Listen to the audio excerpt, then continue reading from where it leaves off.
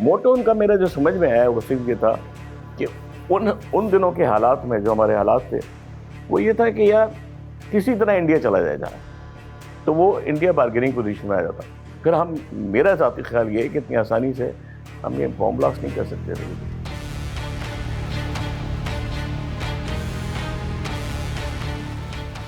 तो मैं जाने लगा तो उस्मान ने थोड़ा मुझे उस वक्त रियलाइज़ करवाया कि सर देख लें, रिस्क है, मतलब कुछ भी हो सकता है, हम लोग अनआर्म्ड हैं, वो लोग ज़ाहिर है मुसल्लह हैं।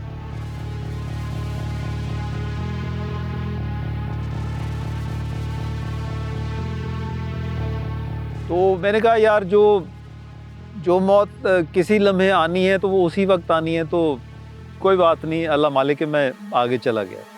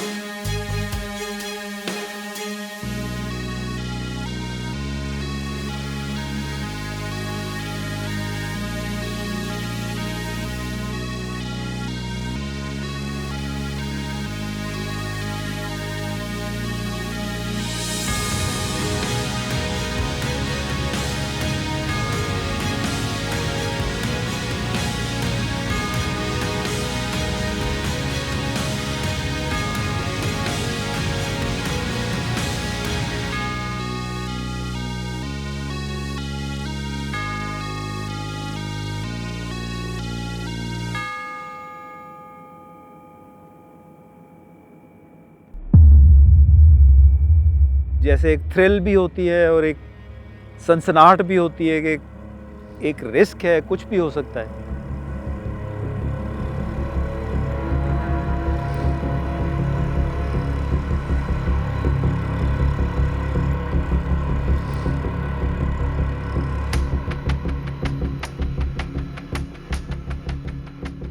खैर आगे गए, जब करीब आए तो मैंने उसको गले से लगा के बहुत थपकी दी।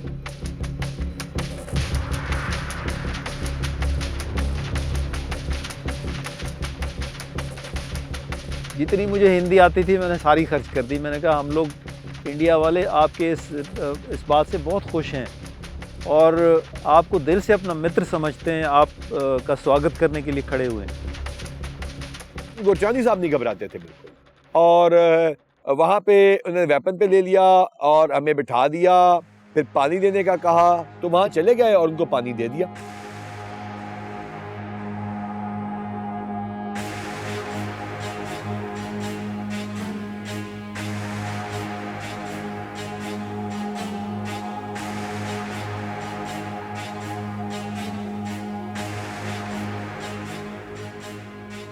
उस ज़माने में ये बाकी चैनल्स तो नहीं आते थे, जी टीवी आता था, तो वो जी टीवी के ड्रामे देख देख कर जो हिंदी के कुछ लफ्ज़ आते थे, हम वो लफ्ज़ हिंदी के उनके बोल रहे थे, उनको यकीन दिलाने के लिए कि जी हम इंडियन ही हैं।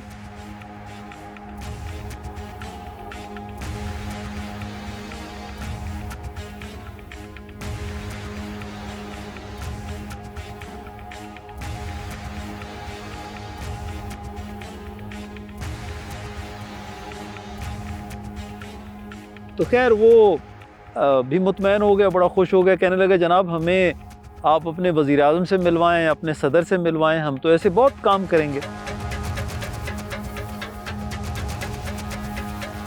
तो मैंने कहा आप फिक्र नहीं करो, आप चिंता नहीं करो, हम आपको अपने प्रधानमंत्री से भी मिलवाएंगे, राष्ट्रपति से भी मिलवाएंगे, बेफिक्र हो जाएं। अब आप यूँ समझ लें आप अपने घर में आ गए।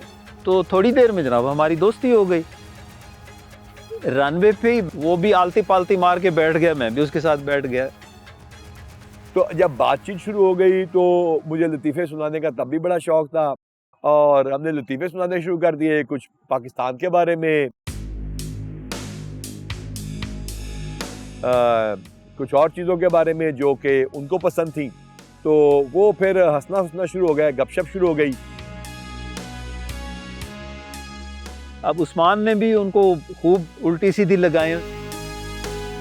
उस्मान ने कहा मैंने अपनी फैमिली को लेके जाना था गंगा होटल में, उनको आज खाना वाना खिलाना था, यार आपकी वजह से देखो हमारी छुट्टी खराब हो गई। अब वो मुझसे सवाल पूछे जा रहा है जिनके मुझे जवाब बिल्कुल नहीं पता। वो मुझसे पूछे दिल्ली किस तरफ है और कितना दूर है, तो मैं ऐसे तुक्का लगा देता जी इस तरफ 500 किलोमीटर है जी। बॉम्बे किस तरफ है जी, वो इस तरफ 300 किलोमीटर।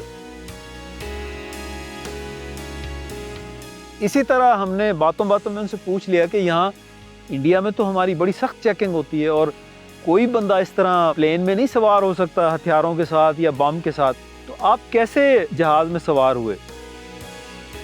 कहने लगे जनाब कोई एहलकार था, उसको हमने कोई 1,00,000-1.5 लाख रुपए दिए, हमने कहा जी हम ड्रग्स लेके जा रहे हैं। जब उन्होंने देखा कि कॉन्फिडेंस डेवलप हो गया है तो उसने सामान तीसरी दफा गालबन चेक ना किया, तो इनको अंदाजा हो गया कि अब इसको हमारे पे कॉन्फिडेंस हो गया कि हम मुनशियात के स्मगलर हैं। तो तीसरी दफा के बाद उन्होंने जब चौथी दफा गालबन इसको अंदर सामान की जगह पे इन्होंने असलहा डाल दिया और पाउडर डाल दिया, जैसे गन पाउडर होता है कि हमने जहाज को उड़ाना है, यानी कि bomb.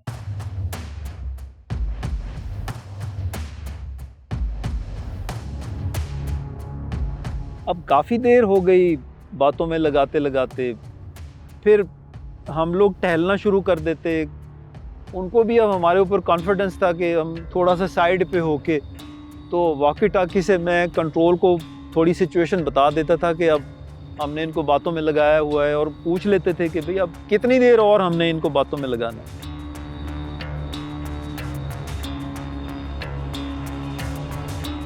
Back of the mind मेरा यही था कि जो कुछ भी इनको कमांडो एक्शन करना है, जो कुछ भी करना है वो सुबह से पहले करना है।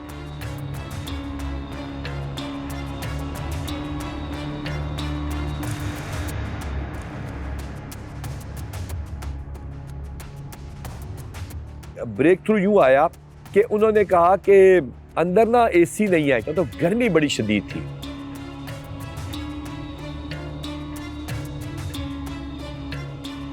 जहाज़ में हमें पंखे लगवा दें, मुसाफिर गर्मी से बहुत तंग हो रहे हैं। तो हमने जी उनको कंट्रोल को मैसेज दिया कि जनरेटर की ज़रूरत है, जनरेटर भी भेज दें, और कोड वर्ड्स में उनको कहा कि साथ कोई समझदार बंदा भी भेज दें। तो हमें ये था कि चले हमारी तादाद बढ़ती जाएगी, एक और बंदा ट्रेंड आ जाएगा।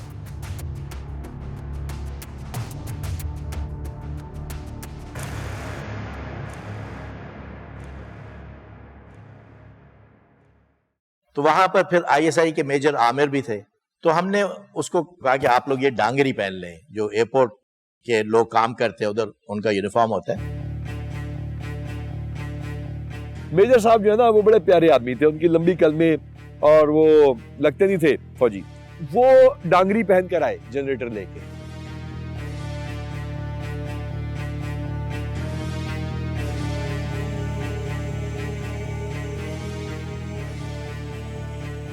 अब जनरेटर आ गया, इसी कोशिश में लगे रहे कि अब पंखे कैसे चलें जहाज के अंदर। टेक्नीशियन के बहाने से पहले उन्होंने मुझे अंदर जाने दिया।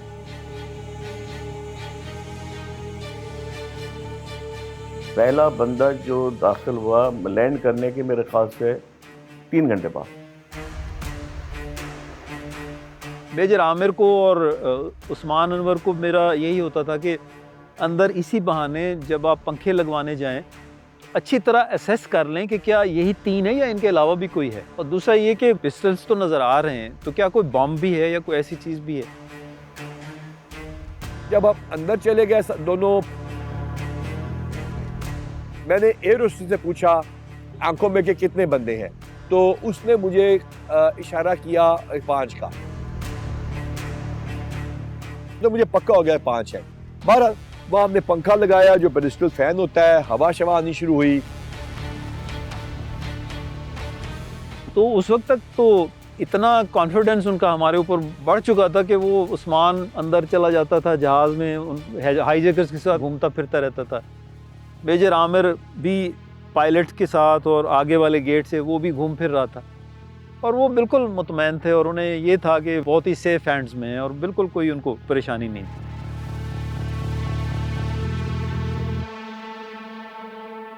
अब हम प्लान करने लगे, हमने उनको कहा कि जी अब देर हो रही है, तो हम अगर आप इजाज़त दें तो हम आपके पैसेंजर्स के लिए खाना वाना लेकर आए।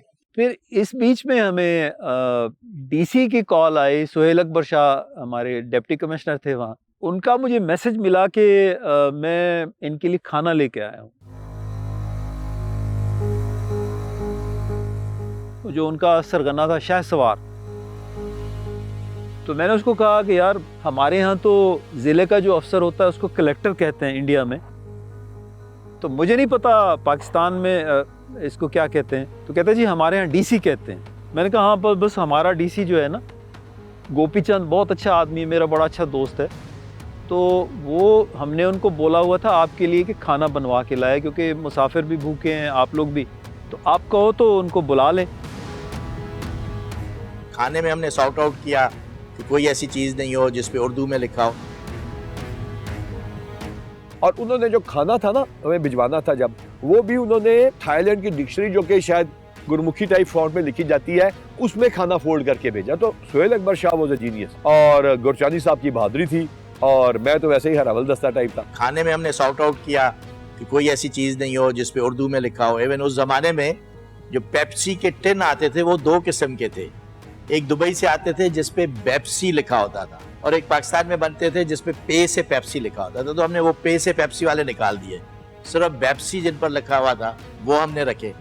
मैंने वॉकी टॉकी पे कॉल की कि गोपी आप आ जाएं खाना लंच बॉक्सेस लेके, तो इसी तरह सुहेल अकबर शाह भी आ गए।